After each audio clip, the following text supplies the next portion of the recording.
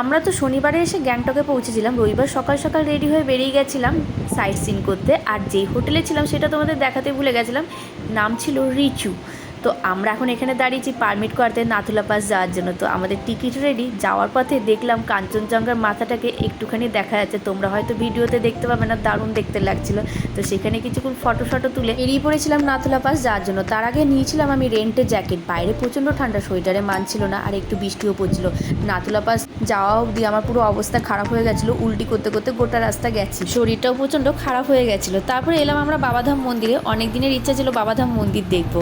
আমি আর বাবা যেখানে আমরা রেন্টের জ্যাকেট কিনেছিলাম সেখানে আমরা লাঞ্চ করলাম, আর সবাই একটু টুকিটাকি খেলো। তারপর সন্ধ্যে 7:30টার সময় এসে হোটেলে আমরা সবাই একসাথে ফ্রেশ হয়ে করে নিলাম ডিনার করে যেন আমাদের এনার্জি আবার ফিরে এলো। আমরা রাত্রি 9টার সময় বেরিয়ে পড়েছিলাম এমজি মার্গ যাওয়ার জন্য। কেনই বা যাবো না বলো, পরের দিনকেই তো আমরা চলে যাবো গ্যাংটক ছেড়ে, তার জন্য গোটা এমজি মার্গ ঘুরে নিলাম রাত্রিবেলায়। টাটা।